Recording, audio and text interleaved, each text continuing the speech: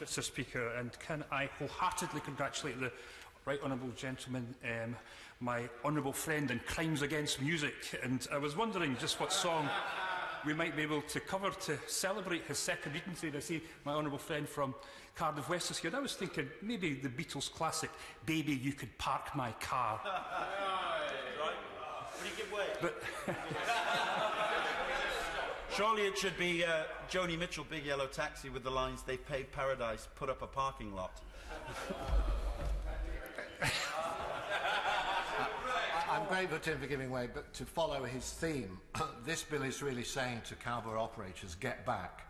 You'll no longer have a ticket to ride, and if you don't follow the statutory code of practice, it will be a case in regard to your business of hello, goodbye. Homeward bound, Pete Wishart. thank you, Mr. Deputy Speaker. I just think this goes to show just how much in harmony MP4 are on these issues.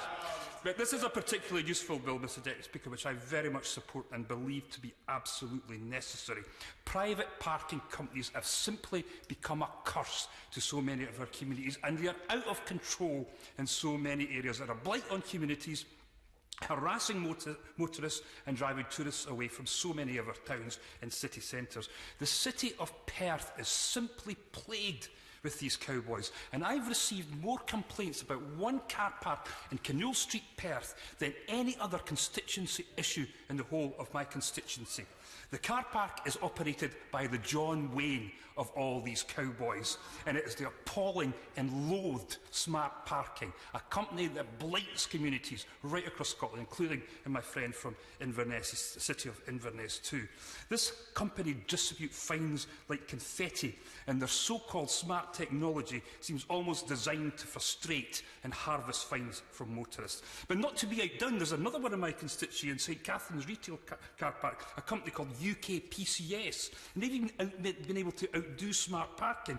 One part of this free car park is ringed with signs saying if anybody who parks there has the temerity to leave that zone and access facilities and other parts of the retail park, they'll be fined up to £100. And people's privacy is being invaded by car park attendants taking photographs of unsuspecting customers to prove this crime. This is the level of harassment our constituents are now having to put up with on a daily basis at the hands of these cowboys, and it has to come to an end. And the sheer scale of them preying on our constituents is almost industrial in its operation and organisation. A private parking ticket is now being issued every 4.5 seconds, the equivalent of 13 per minute. The RAC estimates the total value of illegitimate parking tickets issued by private companies in a single year could be as much as £100 million. These parking cowboys know that they're onto a good thing, and they know what to do now is to build parking ticket charges into their business models in order to increase their profits at the expense of our constituents. This bill will hopefully signal the beginning of the end of the parking cowboys. Self-regulation has obviously failed. It's failed dramatically, and I have to say that the British Parking Association is as much use as a multi-storey car park in the middle of the Gobi Desert. The parking cowboys, in fact, hide behind BPA membership to suggest some sort of veneer of legitimacy. Every time, for example, I take up issues about smart parking, they just come back to me and say, well, we're members of the BPA, so it should be all right. And what do our constituents think? Well, according to the RAC, 93% of participants surveyed think a bill aimed to tackling the issue is a good idea. So the right honourable gentleman is on to something here. 84% want fines to be proportionate with the contravention, while 74% want fines capped. 81% of motorists want a national standard on signs, and the good news for the right honourable gentleman is 78% want a parking regulator that enforces a good part of practice. Now, we've heard some of the things that should be included in this bill. I'll make a couple of pitches for two, and I'm hopefully going to be serving on the Honourable Members Committee to try and pursue this. I think that when people receive one of these PCNs, their rights should be included on that PCN. Too often the parking cowboys try to dress these up as fines. They are not fines. They are not even effectively legally enforceable.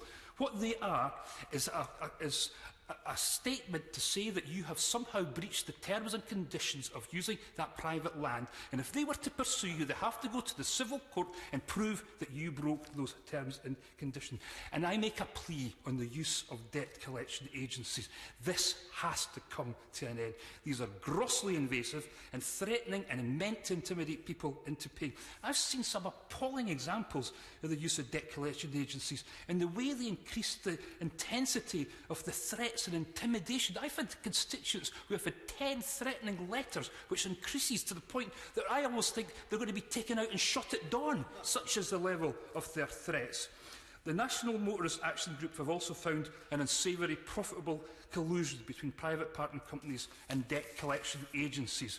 Now, it's right that PPCs should expect settlement, and it's right that they write letters, but local authorities don't use private collection agencies. So if it's good enough for the statutory sector, it should be good enough for the private section too. And I wholeheartedly agree with the honourable gentleman about DVLA access. I actually believe that you should have to prove that you're entitled to get DVLA access. And I know that's something that the honourable gentleman is not thinking, but I'd like to consider that. Prove a test. Show that you're a responsible parking operator. We will give you DVLA access. But if there's any examples of bad practice, DVLA access must be removed. And I like the AA's suggestion and ideas to monitor hotspots through postcodes. And if there's something peculiar and particular going on, like there is in Perth, there's an obligation on the private operator to resolve it, and if it's not resolved to our satisfaction, they lose access to DVLA. That's very much straightforward.